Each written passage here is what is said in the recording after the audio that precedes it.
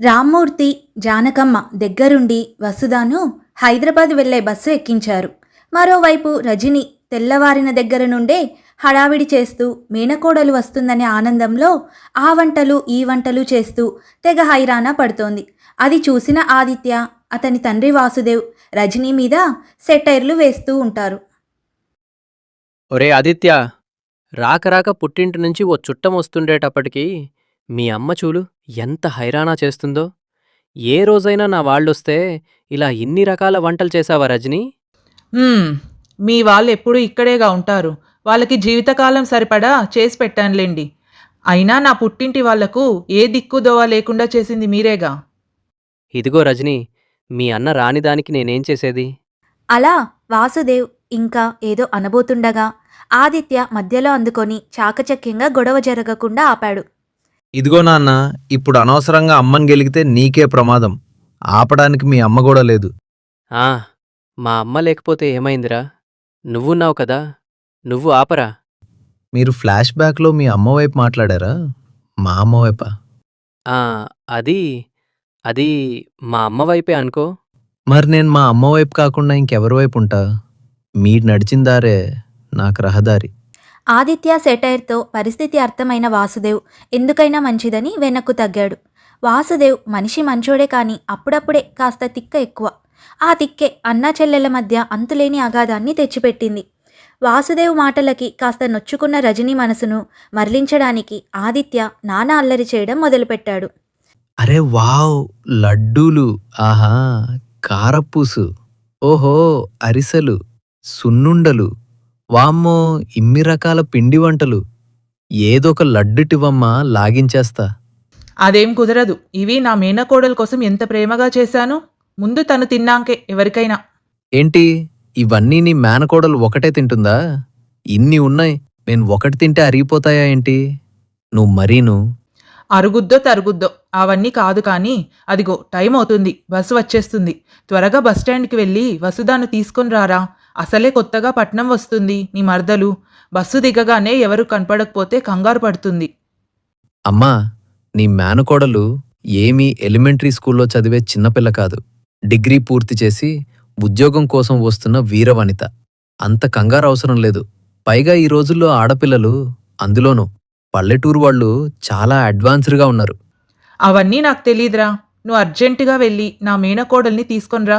పో పో, త్వరగా పో. పోపో అంటే ఎలా తల్లి?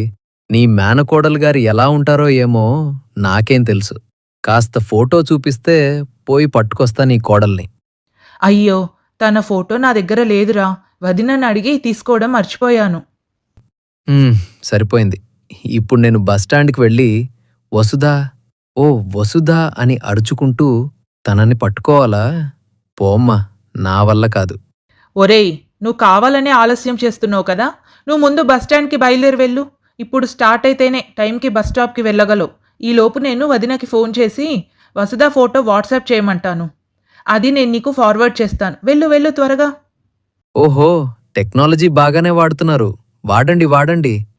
ఒరేయ్, బయలుదేరురా, ఆలస్యం అవుతుంది. అబ్బా, వెళ్తున్నా మాతా, వెళ్తున్నా. ఆదిత్య బైక్ మీద పల్లెటూరు నుంచి వస్తున్న మరదల్ని తీసుకొని రావడానికి బస్ స్టాప్కి బయలుదేరతాడు. ఆదిత్య అక్కడికి వచ్చేటప్పటికే బస్ వచ్చేసింది. అక్కడ ఏమీ అర్థం కాని వసుధ ఒకచోట బెంచ్పై కూర్చొని కంగారుగా ఉంది. మరోవైపు ఆదిత్య వసుధ ఫోటో వాళ్ళ అమ్మ వాట్సాప్ చేసిందో లేదో అని చెక్ చేసుకుంటూ ఉంటాడు. కానీ ఆదిత్యకు అక్కడ ఏ ఫోటో కనిపించలేదు. దాంతో రజనీకి ఫోన్ చేశాడు ఆదిత్య. అమ్మా, ఇంకా ఫోటో వాట్సాప్ చేయలేదేంటి? అయ్యో, మర్చిపోయాన్రా. నువ్వు అటు వెళ్ళగానే పొయ్యి మీద పాయసం పెట్టిన సంగతి గుర్తొచ్చి వంటగదిలోకి వచ్చాను. ఇక్కడ పనుల్లో పడి వదినకు కాల్ చేయడమే మర్చిపోయాను. అమ్మా, నిన్ను అబ్బా, అరవకురా. ఒక్క 5 నిమిషాలు ఆగు. ఇప్పుడే మీ అత్తకు ఫోన్ చేసి వసుధ ఫోటో తెప్పిస్తాను. అక్కడ రజనీ హడావిడిగా ఫోన్ కట్ చేసింది. ఇక్కడ ఆదిత్య ఫ్రస్ట్రేషన్ పెరిగిపోతుంది. ఇక్కడ ఉన్న అమ్మాయిల్లో తన మరదలు ఎవరా అనేది ఆదిత్యకు అర్థం కావడం లేదు. దీన్ని చూస్తే మరీ అందంగా ఉంది. మన కొండముచ్చు మామయ్యకు ఇంత అందమైన కూతురుండే ఛాన్స్ లేదు. మన మరదలు కాదులే. ఒక అమ్మాయి లంగా ఓని వేసుకొని బస్ స్టాప్లో ఎవరి కోసమో ఎదురు చూస్తున్నట్టు ఉంది. పల్లెటూరు నుంచి వచ్చిన అమ్మాయిలాగానే ఉంది. అయితే అయితే తనే నా మరదలు అని అనుకొని తన దగ్గరకు వెళ్ళి లగేజ్ తీసుకున్నాడు. హాయ్ మడదలా, నేను నీ బావ ఆదిత్య. నిన్ను తీసుకెళ్ళడానికి వచ్చాను. దా బండెక్కు. ఏయ్, ఏంటి పిచ్చి పిచ్చిగా ఉందా? ఏం మాట్లాడుతున్నావు? దవడ పగిలిద్ది. సారీ అక్క, నా కజిన్ అనుకున్నాను. వామ్మో, అనవసరంగా దీన్ని గెలుకున్నాను. ఆదిత్య అలా అనుకుంటూ ఉండగానే తన ఫోన్కు వాట్సాప్ మెసేజ్ నోటిఫికేషన్ వచ్చింది. ఓపెన్ చేసి చూడగా తన తల్లి పంపిన వాట్సాప్ ఫోటో కనపడింది. అది చూసిన ఆదిత్య అక్కడ పక్కన బెంచ్పై ఉన్న వసుధను పోల్చుకున్నాడు. కానీ ఆదిత్య వసుధను చూడగానే ఏదో వింత భావనకు గురయ్యాడు. ఇదివరకెప్పుడూ లేని వింత ఫీలింగ్స్ అతన్ని చుట్టుముట్టాయి.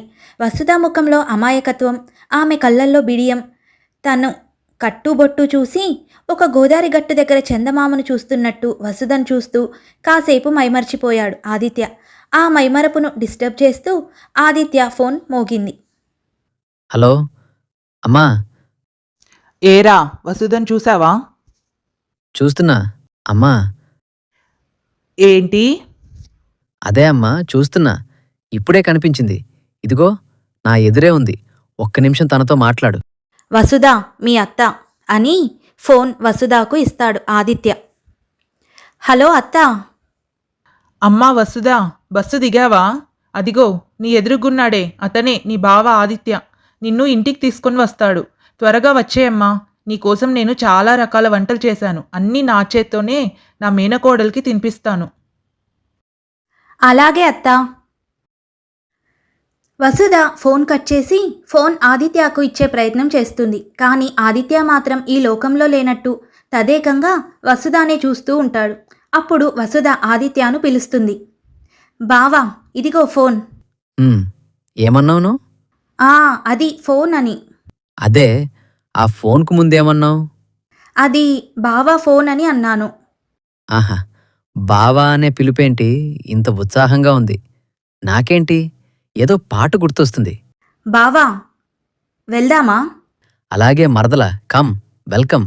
ఆదిత్య వసుధను బైక్పై ఎక్కించుకొని ఇంటికి బయలుదేరాడు. ఆదిత్య మనసంతా ఆకాశంలో తేలుతున్నట్టుగా కొత్తగా ఉంది. బావా అనే పోస్ను ఫస్ట్ టైం బాగా ఎంజాయ్ చేస్తున్నాడు ఆదిత్య. ఆ ఆస్వాదనలో ఉండగానే ఇల్లు వచ్చేసింది. మేనకోడలు మొదటిసారిగా తన ఇంటికి రావడంతో హారతి పళ్ళెంతో ఎదురొచ్చి మరీ కోడలికి స్వాగతం పలికింది ఆదిత్య తల్లి. వసుధను లోపలికి తీసుకెళ్లి ముందుగా తాను చేసిన రకరకాల వంటలన్నీ ఆప్యాయంగా కోడలికి తినిపించింది రజని. ఆమె కళ్ళల్లో మాటల్లో తనపై ఉన్న ఆప్యాయత గమనించిన వసుధకు తన తల్లి చెప్పిన మాటలు గుర్తొచ్చాయి. తనకంటే బాగా తనను తన మేనత్త చూసుకుంటుందని జానకమ్మ వసుధతో అన్నప్పుడు అదేదో మాట వరుసకేమో అని అనుకుంది. కానీ అదే నిజమని వసుధకు ఇప్పుడు అర్థమైంది. వాసుదేవ్ కూడా రామూర్తి పట్ల ఉన్న కోపాన్ని ఎక్కడా వసుధ దగ్గర చూపించలేదు. వసుధను ఆప్యాయంగానే పలకరించాడు. చాలా చక్కగా ఉన్నావమ్మా వసుధ. పాతతరం సినిమా హీరోయిన్లలా నీ కట్టుబొట్టు అచ్చం సావిత్రిలాగే ఉన్నాయి. బై నేను సావిత్రికి పెద్దరికి పెద్ద ఫ్యాన్ అమ్మా. ఓ, మీరు సినిమాలు బాగా చూస్తారా మామయ్య? ఓ, మామూలుగా కాదు. వారానికొక సినిమా అయినా థియేటర్కి వెళ్ళి చూడాల్సిందే. ఇంతకీ నీకు సినిమాల మాలంటే ఇష్టమేనా? చాలా బాగా ఇష్టం మామయ్య. అయితే ఈసారి నుంచి ఇద్దరం కలిసే సినిమాలకు వెళ్దాం. హ, ఒరే ఆదిత్య, నీ గది పక్కనున్న గది నా కోడలికి శాంక్షన్ చేస్తున్నా.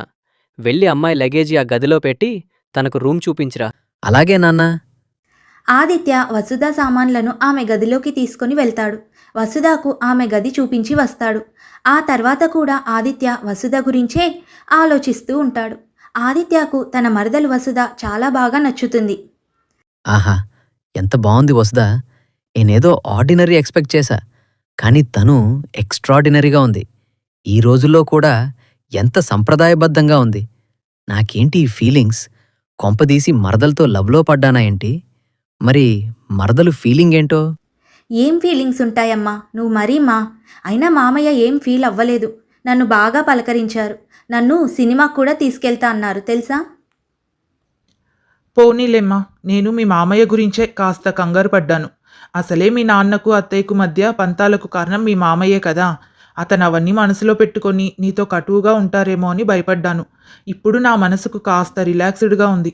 సరే, ప్రయాణం చేసి బాగా అలసిపోయి ఉంటావు. ముందు నువ్వు రెస్ట్ తీసుకో, సరేనా? సరేనమ్మా, ఉంటాను, బాయ్.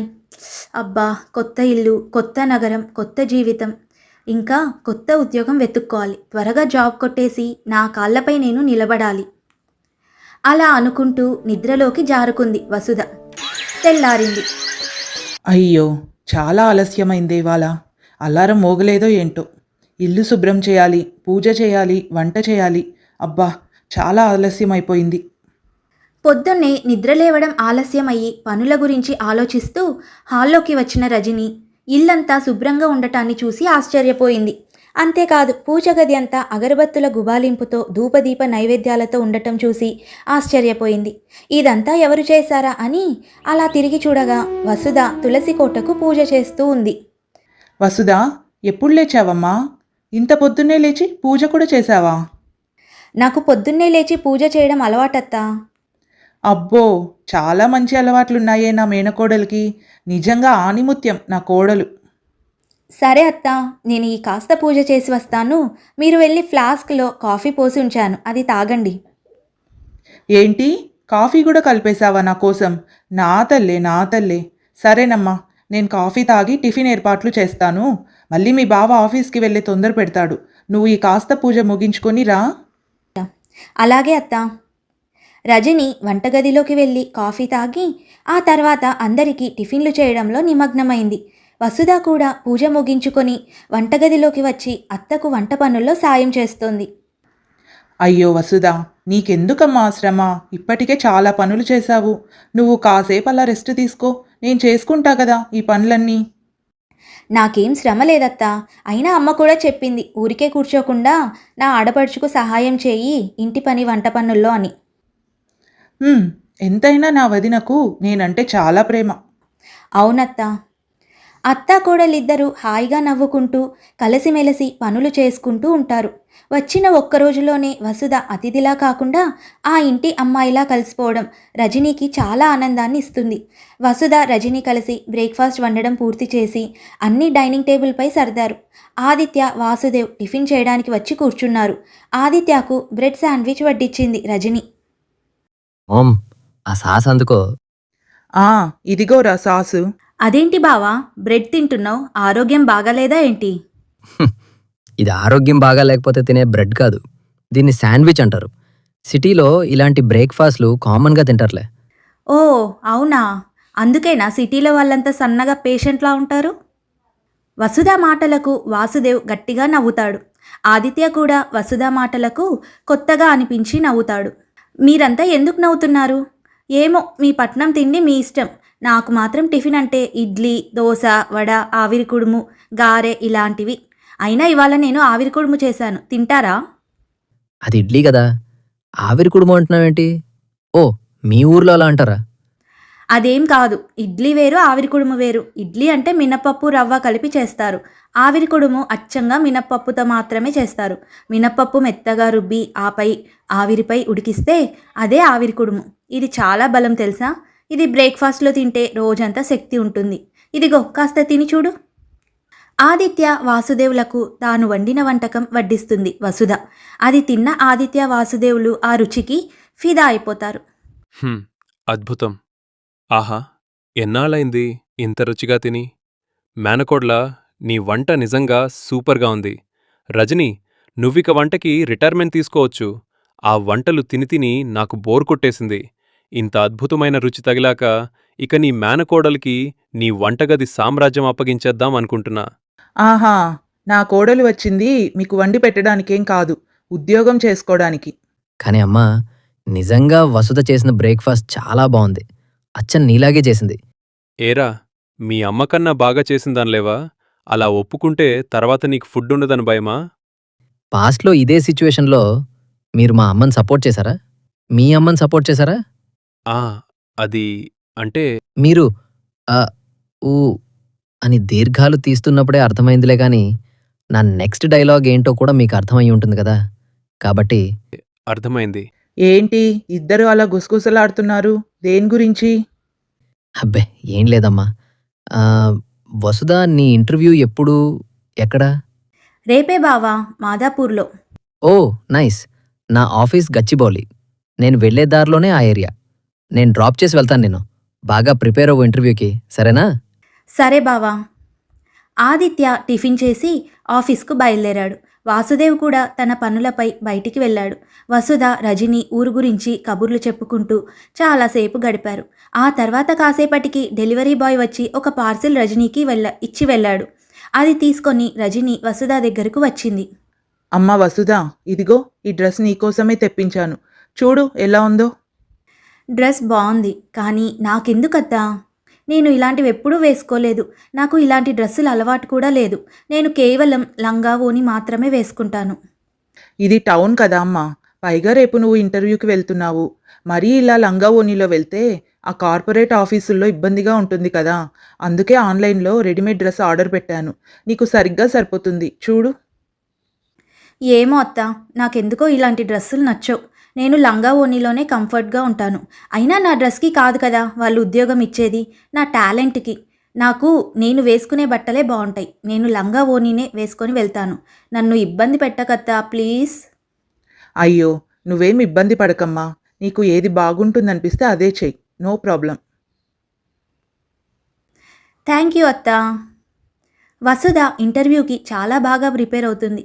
మరుసటి రోజు పొద్దున్నే లేచి ఇంటర్వ్యూకి వెళ్ళడానికి అన్ని సర్టిఫికెట్లు తీసుకొని రెడీ అవుతుంది. ఆదిత్య అనే వసుధను ఇంటర్వ్యూ జరిగే ఆఫీస్ వద్ద డ్రాప్ చేస్తాడు. ఇదే నీ ఇంటర్వ్యూ జరిగే ఆఫీస్, ఏం కంగారు పడకు. క్యాజువల్గా హ్యాపీగా అటెండ్ అవ్వు. హెచ్ఆర్ అడిగిన వాటికి కూల్గా ఆన్సర్ ఇవ్వు, సరేనా?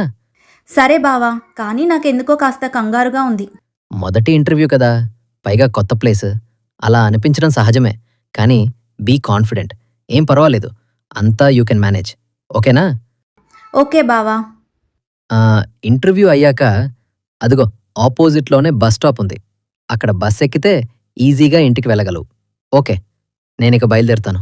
All the best. ఆదిత్య అక్కడి నుంచి వెళ్ళిపోయాడు. వసుధ ఎంత ధైర్యంగా ఉన్నా ఎక్కడో ఆమెకు చాలా కంగారుగా ఉంది. ఇంటర్వ్యూకి వచ్చిన మిగతా వాళ్ళంతా చాలా మోడ్రన్గా ఉన్నారు. వారంతా వసుధ కట్టుబొట్టు ఆమెను చూస్తూ ఏదేదో నవ్వుకుంటూ చెప్పుకోవడం వసుధలో ఏదో అభద్రతా భావం కలిగేలా చేసింది. తనకు చాలా అన్కంఫర్టబుల్గా అనిపించింది. చూస్తుండగానే ఇంటర్వ్యూకి వసుధ వంతు వచ్చింది. What is your name? And tell me something about yourself in English. HR అడిగిన ప్రశ్నలకు వసుధ మొదట మౌనంగా ఉండిపోయింది. వాస్తవానికి వసుధకు మినిమం ఇంగ్లీష్ స్కిల్స్ ఉన్నా కంగారులో గాబరా పడుతూ అలా దిక్కులు చూస్తూ ఉంది. కాసేపటికి ఏదో చెప్పే ప్రయత్నం చేసినా ఉన్న కంగారు వల్ల ఏదీ సరిగ్గా చెప్పలేకపోయింది.